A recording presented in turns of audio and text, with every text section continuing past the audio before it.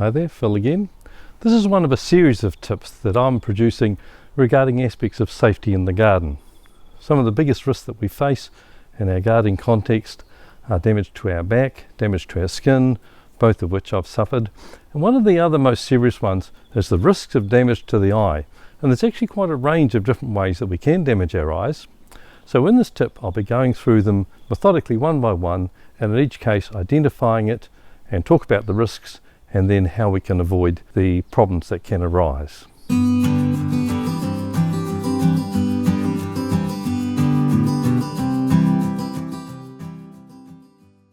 First of all, I'll discuss stakes. It is easy to poke a stiff, sharp object into your eye while gardening. One of the greatest risks is garden stakes. By their nature, they're usually hidden among the foliage of frothy plants such as delphinium or hollyhock. When you deadhead the flowers, your eyes will be focusing on the plant, not the tip of the stake, so it is easy to stab your eye with it. And stakes, by their nature, are stiff and unyielding.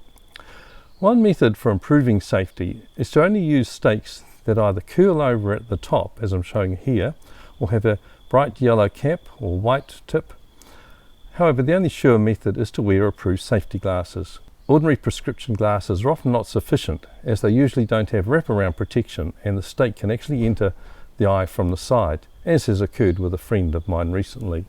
Secondly, twigs. The biggest risk here is the twigs on deciduous trees that we prune at eye level, such as stone fruits or apples. So you need to take particular care when you're pruning them in winter. Again, safety glasses are the only certain protection. A peak cap can also help to keep twigs away from your face. Thirdly, plant sap.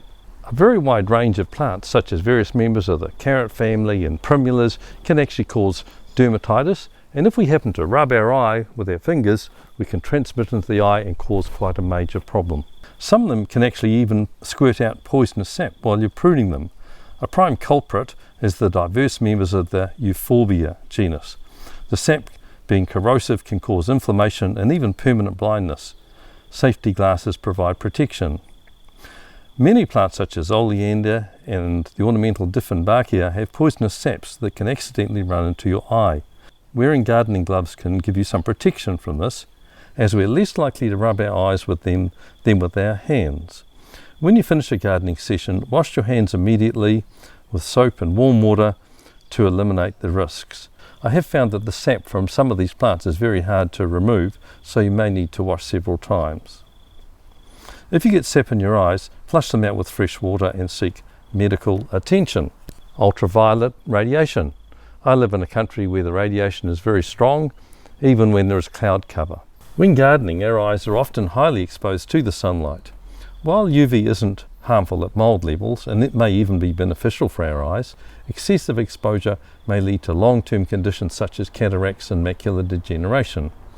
Wearing UV protected sunglasses is advisable when sunlight is at its peak, remembering that UV can penetrate cloud cover. A peaked cap will also help to prevent sunlight reaching your eyes. Gardening early or late in the day is another preventative strategy. Dust and debris from plants, particularly shrubs and plants that are above your head height. The greatest risk is while you are pruning, particularly above your head. The sawdust and dust can irritate your eyes. I'm showing here myself pruning a dying frond from a tree fern. They produce an enormous amount of spores that can easily irritate the eyes. Goggles provide a high level of protection, however they are prone to fogging up if the temperature is hot and the work is hard. It may pay to do this pruning early in the day and in short spells. Here you can see me wearing a wide-brimmed hat and also safety glasses to give myself protection. Sweeping or using a leaf blower also creates a risk. Rinse your eyes out if sawdust or dust enters them. Pesticides. Our eyes are one of the most absorbent part of our body when it comes to pesticides and other chemicals.